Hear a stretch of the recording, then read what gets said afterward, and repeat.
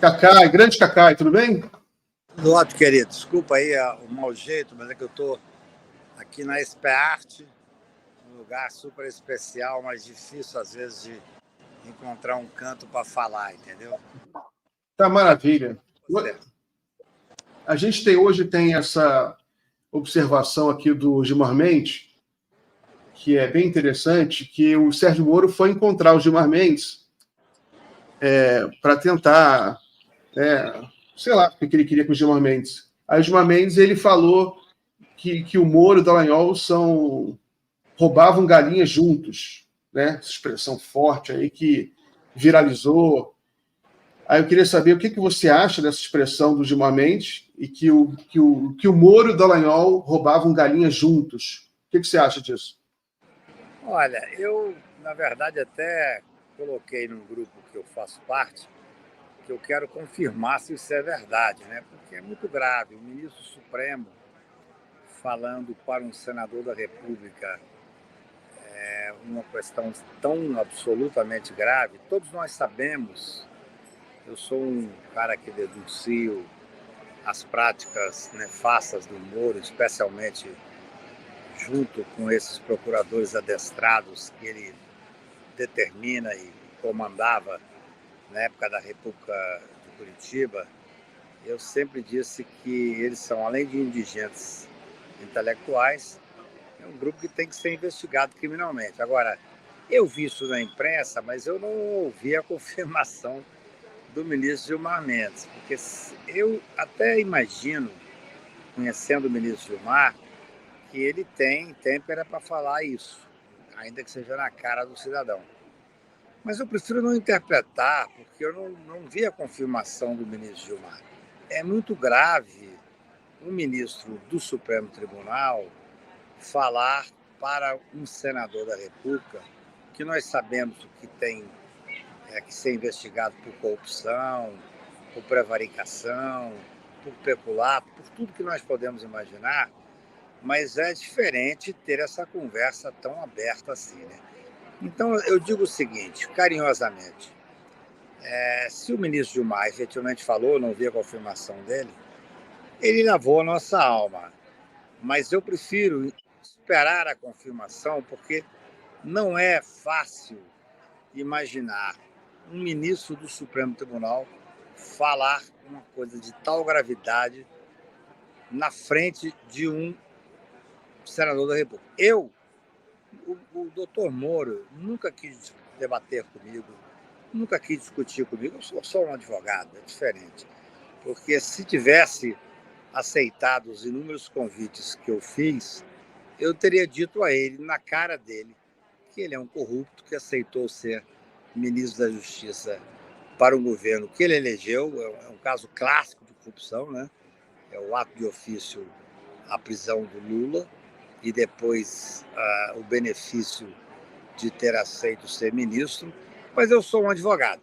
Então, eu até entender que houve realmente essa frase do ministro Gilmar, eu prefiro ficar com uma brincadeira que eu faço, me permito contar aqui.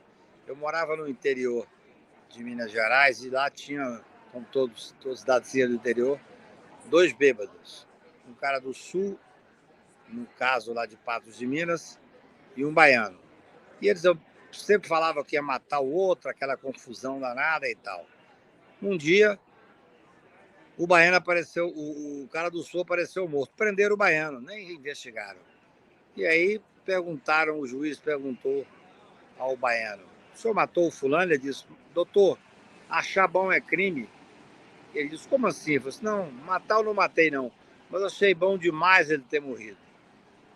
Então eu não sei se foi verdade que o Gilmar, o ministro Gilmar, falou isso para o Moro, mas eu achei bom demais ele ter falado. Muito bom, Cacai. Tem a expressão italiana também, né? Se não é vera, é bem trovato. Exatamente. É isso aí. Então, continuando no Moro, Cacai, a gente tem essa notícia de 2 dias atrás, né, que o Conselho Nacional de Justiça vai investigar criminalmente o Sérgio Moro. Há uma grande expectativa da sociedade em relação a isso. Não só o Sérgio Moro serão investigados, mas a Gabriela Hart e o TRF4. Qual é a sua expectativa? O que você sabe sobre isso? Como que você interpreta essa notícia? Bem, veja bem, a gente tem que pensar a questão tecnicamente falando, né? O Conselho Nacional de Justiça, ele não faz uma análise criminal, não cabe a ele fazer. Ele faz uma análise da questão comportamental, administrativa daquele a quem ele é submetido, como era o juiz Sérgio Moro e essa senhora aí, a juíza Hart, e ao que tudo indica, eu nunca li o relatório, mas eu tenho informações de que o relatório é duríssimo em relação a todos aqueles que fizeram malversação lá de condutas que podem ser consideradas ilegais e que vão ter ressarcimento. Aí uma série de questões, mas não são questões criminais.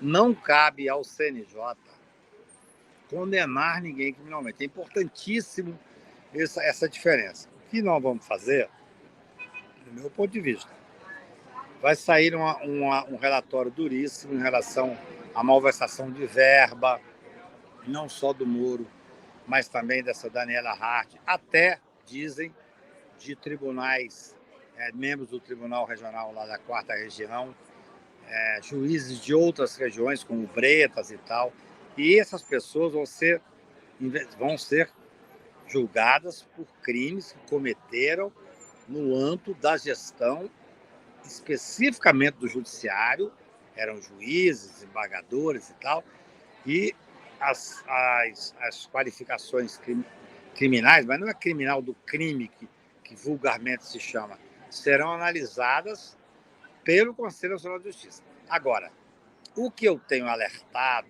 e tenho chamado à reflexão é que esse relatório ele servirá e pode servir de base para uma espécie de uma notícia crimes para o Procurador-Geral da República. Aí, então, o que surgir lá de indícios de crime, como nós entendemos crime, nós, criminais, advogados criminais e pessoas do povo, isso sim tem que ser encaminhado para a Procuradoria-Geral da República, que vai investigar os possíveis crimes cometidos pelos membros da tal República de Curitiba. Veja bem, eu tenho dito já há muito tempo, 2, 3, 4 anos, e tenho escrito que não é possível que o Supremo Tribunal Federal diga que esse grupo cometeu crime contra a administração da justiça, corrupção contra a administração da justiça, e que isso não seja investigado de forma rigorosa sob o prisma criminal. Então, talvez a gente tenha aí, através do CNJ, repito, o CNJ não é o caminho correto, o foro correto, para julgar criminalmente nenhum desses atores. Nem o Moro, nem os procuradores, nem o Tribunal de Justiça, nem a Hart, nem o juiz do Rio de Janeiro, ninguém. Não compete a ele julgar. Mas ele tem uma importância fundamental, julgar a questão administrativa, a questão comportamental desses juízes e pessoas que estão afetas a essa jurisprudência. Porém, repito, é importantíssimo, relevantíssimo que a gente tenha uma hipótese desse relatório servir como notícia crimes para que o Procurador-Geral da República e os seus assessores possam investigar criminalmente, que é o que eu tenho decidido, tenho perseguido, tenho discutido há 4, 5 anos. Discutir a questão e a responsabilidade criminal desses homens que fizeram a corrupção do sistema de justiça. Moro e seus asseclas.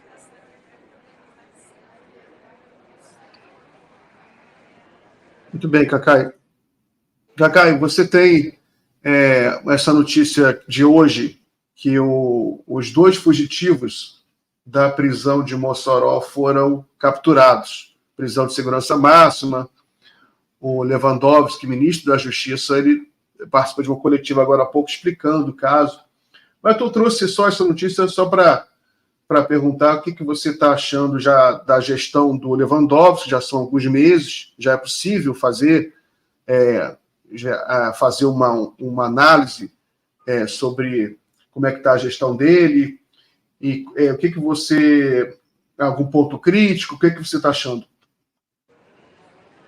Meu querido, lá no início, quando estávamos discutindo, logo depois da posse, antes da posse do Lula, eu conversei com o ministro Flávio Dino, que eu era favorável a dividir os ministérios, né?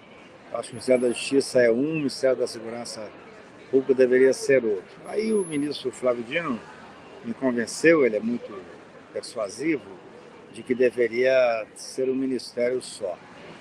Eu penso que a figura do ministro Lewandowski, que é uma pessoa que eu tenho a maior admiração e respeito, ele está muito afeto a lidar com as questões relativas ao Ministério da Justiça.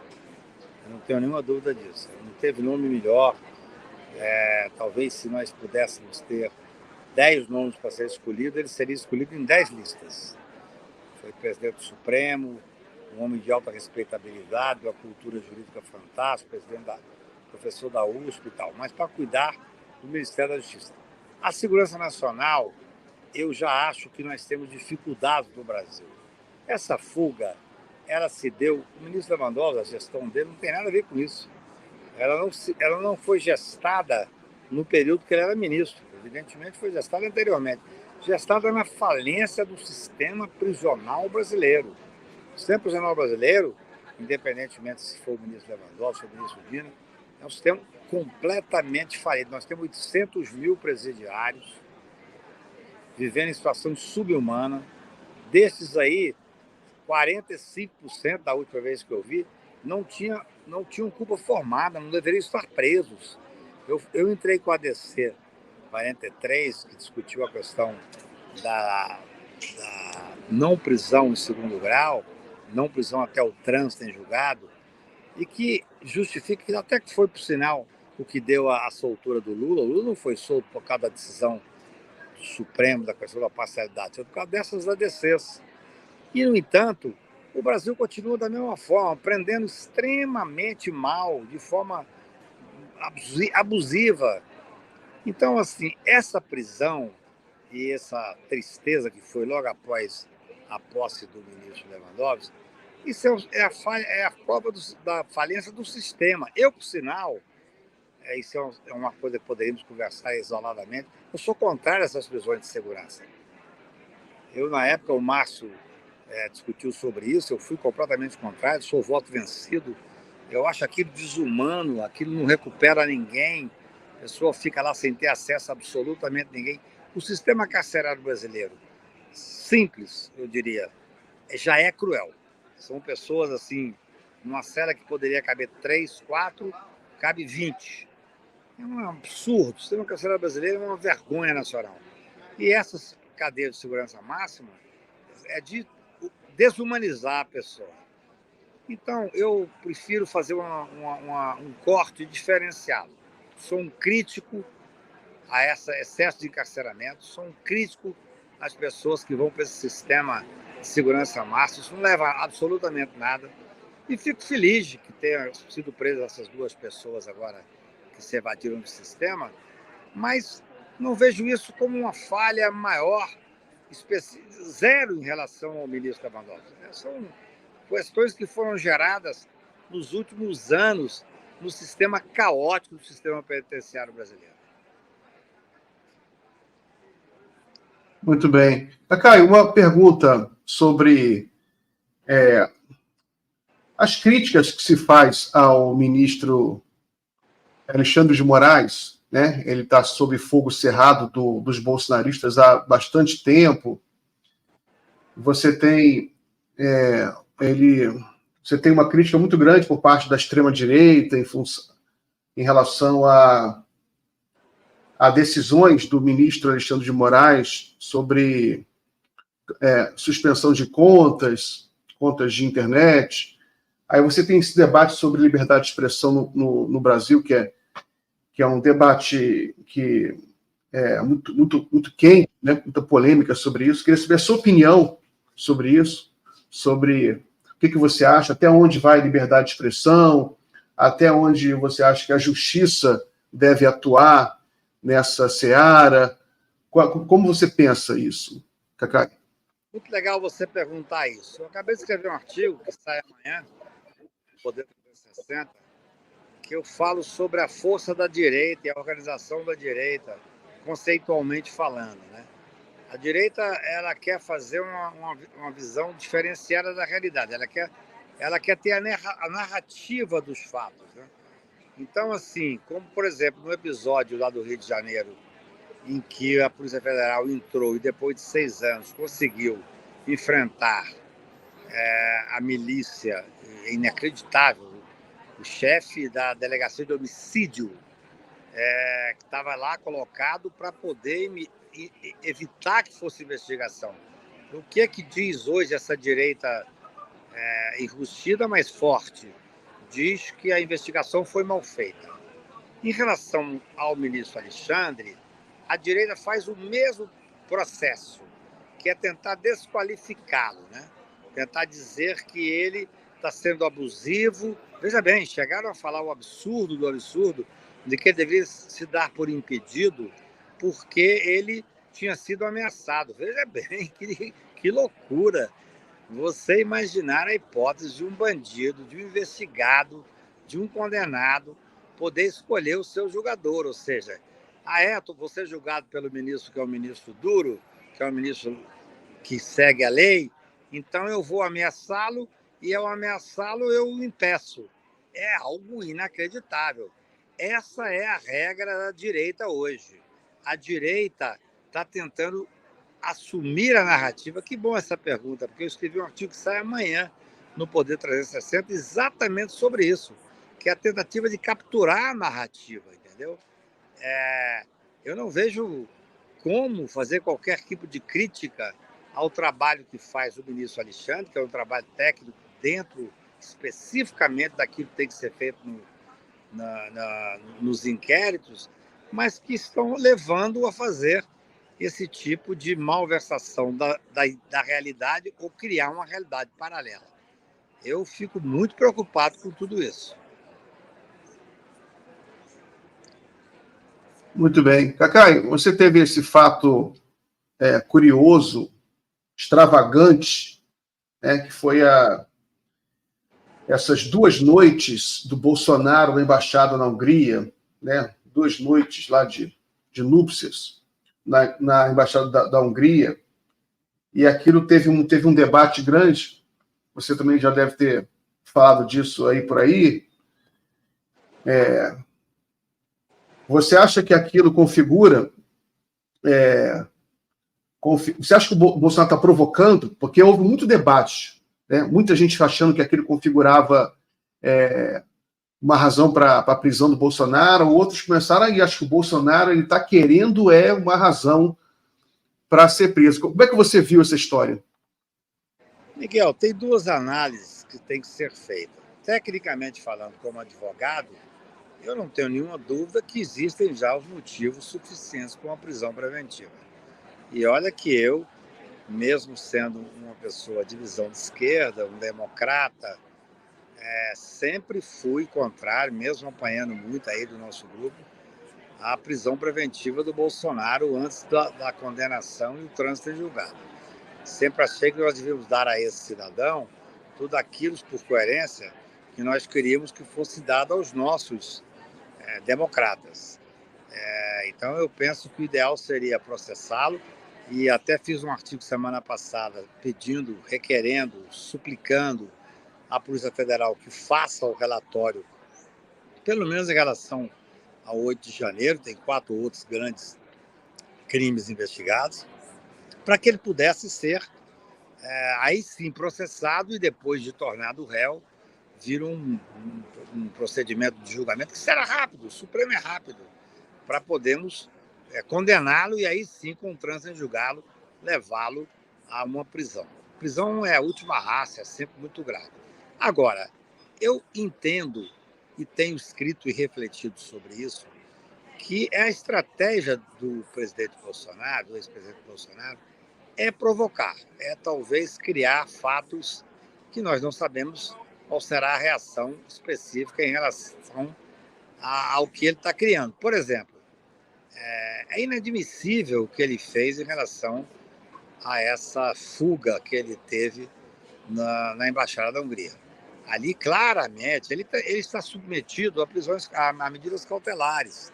Claramente, ele provocou, ou para ser preso, ou porque ele tem uma capacidade talvez menor de definição da vida, né? Ele me parece um indigente intelectual pior que o Moro, se é que é possível.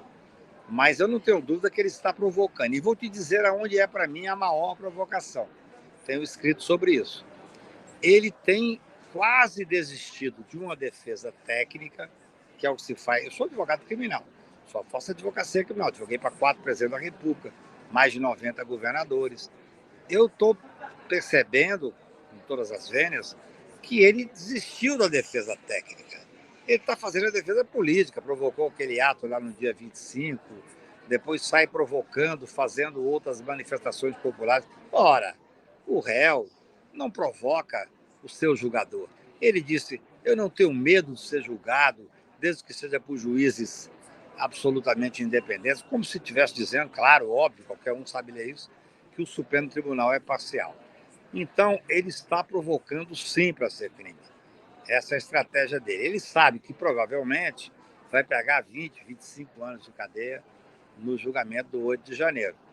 E talvez por uma questão política, os seus assessores estão desistindo de uma defesa técnica, que é lamentável, para partir para um confronto.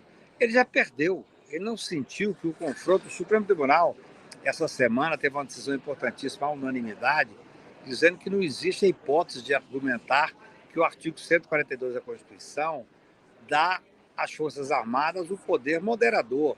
Não existe. O que, infelizmente, convocaram lá o Luiz Gandra, o Bolsonaro convocou, para dizer que o artigo 142 da Constituição dava o poder moderador? É para criar a hipótese absolutamente infantil, pueril, de um golpe constitucional. Não existe golpe constitucional. O golpe é contra a Constituição. Então, eu não tenho dúvida, ele está provocando.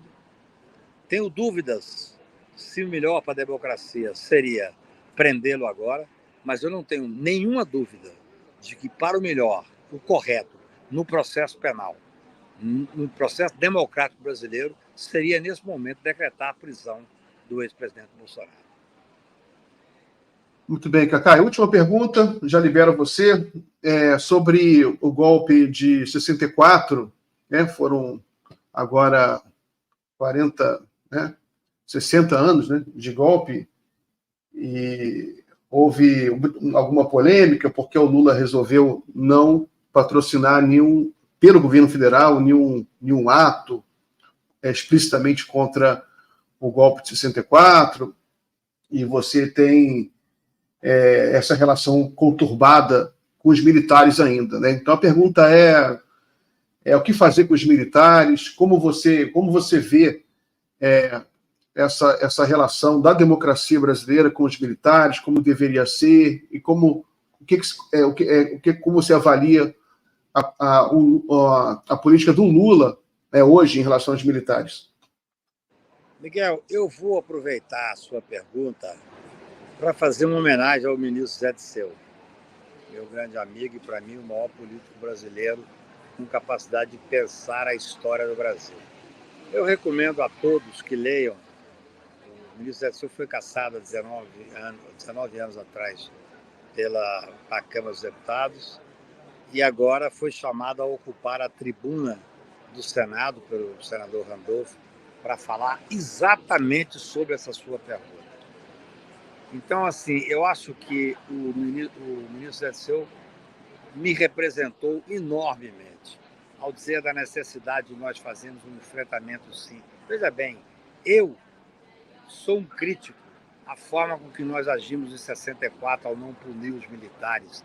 Se nós tivéssemos punido os militares em 64, no golpe de 64, na tentativa que fizeram, que mataram muitas pessoas, torturaram muitas pessoas, se nós não tivéssemos perdoado e anistiado e esses fascínoras que torturaram e prenderam, provavelmente o Bolsonaro talvez não fosse presidente da República.